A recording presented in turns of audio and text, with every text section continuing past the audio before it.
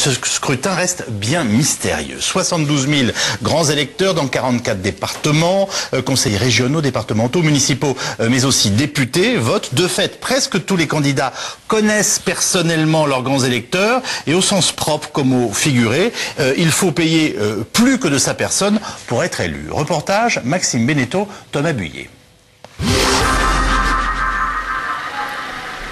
Il est 20h30, la nuit vient à peine de tomber. Hugues Portelli entame au pas de charge une nouvelle étape de sa campagne pour les sénatoriales. Une élection à part, les grands électeurs qu'il rencontre au cours de réunions informelles n'ont pas tout à fait les mêmes attentes que le commun des votants. Pour les convaincre, il faut d'abord les connaître personnellement, c'est-à-dire avoir eu l'occasion de travailler avec eux pendant des années. Celui qui n'est pas lui-même élu local n'a aucune chance d'être élu, ça c'est clair. Et puis deuxièmement, disons que ce que les électeurs demandent aux candidats n'est pas de même nature que ce qu'un citoyen demanderait à un maire ou à un président de la République. Ça signifie quoi? Ça veut dire que on va lui dire, on va lui demander des choses concrètes. C'est-à-dire, qu'est-ce que vous allez faire pour nous en termes de défense de nos intérêts, de nos impôts, de nos dotations, des voiries qu'on va construire, etc. C'est pas des discours idéologiques ou des discours de séduction. C'est du concret. Car les grands électeurs, ce sont des maires, des députés ou des conseillers municipaux, 2200 personnes dans ce département. Un corps électoral restreint, le candidat ne doit donc négliger personne. Parce que tu m'avais appelé pour me demander si j'avais quelques besoins. Et pour se rappeler au bon souvenir des votants, chaque sénateur peut tout au long de son mandat utiliser une cagnotte plus ou moins importante qui lui sera attribuée par le Parlement pour financer les projets des élus locaux. J'ai le quota de base, 130 000 € voilà, par an. Et d'autres en ont beaucoup plus. Vous pouvez avoir 400 000 €, voire pour certains davantage. J'ai dû acheter 4 ou 5 tracteurs dans les villages pour les chemins vicinaux. Chez Rance, c'est 5 000 € pour mise aux normes de sécurité incendie des équipements communaux. Alors ça peut être parfaitement du clientélisme, tout à fait. Moi je pense que la seule façon que ça ne le soit pas, c'est que ça soit public, transparent, et que tout le monde le sache. Donc ça vous explique pourquoi moi de façon d'ailleurs je dirais très citoyenne, dès que j'ai été élu, j'ai rendu public ma réserve, j'ai dit voilà, j'attribue un tel et tel. Dimanche prochain, quelques 71 000 grands électeurs renouvelleront 170 des 348 sièges de sénateurs. Et pour la première fois de son histoire, la Chambre haute peut basculer aux mains de l'opposition. La gauche est sortie victorieuse des dernières élections municipales et cantonales. Elle a donc de bonnes chances de remporter de nouveaux sièges en Loire-Atlantique, dans le Maine-et-Loire, le Nord ou le Jura. La droite pourrait en obtenir dans le Loiret, la Manche ou encore le Morbihan, mais elle s'est divisée dans plusieurs départements. Pour autant, à en croire les sénateurs socialistes, ce combat électoral reste inégal.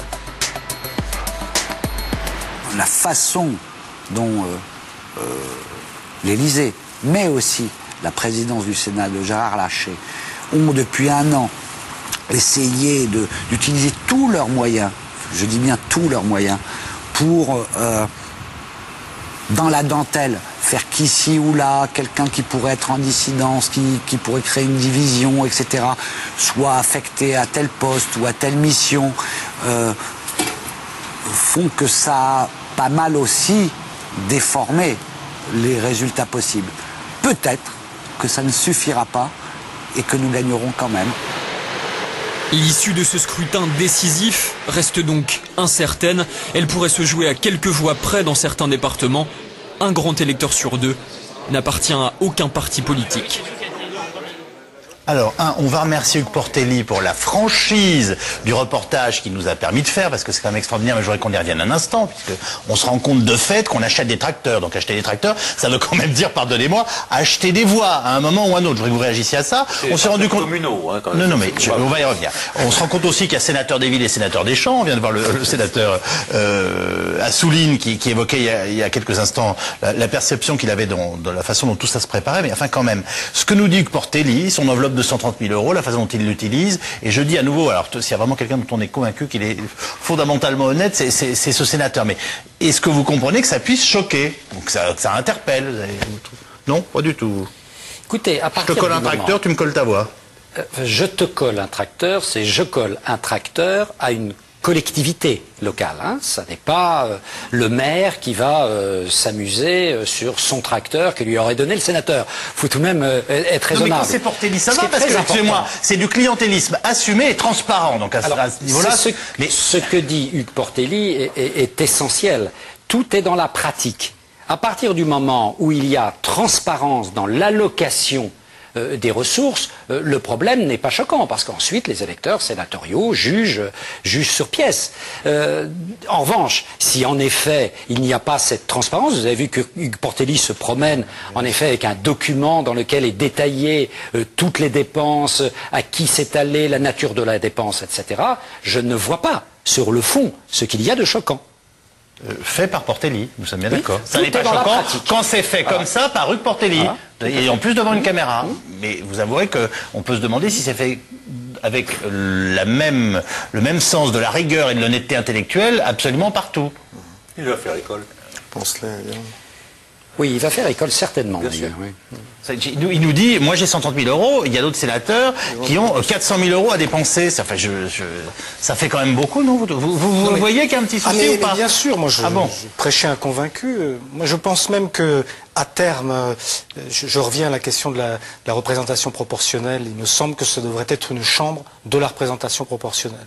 Et pourquoi pas aller vers le suffrage universel direct, même s'il a je vois que je fais bondir mes collègues qui sont plus compétents que moi là-dessus.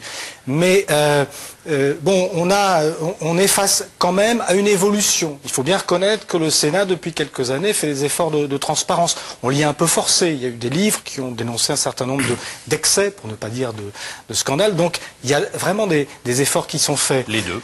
Et puis il y a des efforts aussi qui sont faits dans un autre, et c'est ce qu'a évoqué le sénateur Assouline, il y a des efforts qui sont faits sur un autre plan, c'est-à-dire la préparation de ces élections sénatoriales. Et c'est vrai qu'on a affaire avec le président du Sénat, Gérard Larcher, avec quelqu'un qui est très habile. Il l'a montré d'ailleurs lorsqu'il est devenu, il a été élu président du Sénat et qui connaît parfaitement bien, je pense, toutes les logiques de réseau, les logiques d'amitié qui président à la construction d'une élection positive. Donc je pense que les choses sont relativement bien préparées. Que vous inspire comme commentaire ce reportage Vérité? Non, je voudrais faire une petite précision parce que moi je m'attaque à l'institution mais je m'attaque pas aux hommes.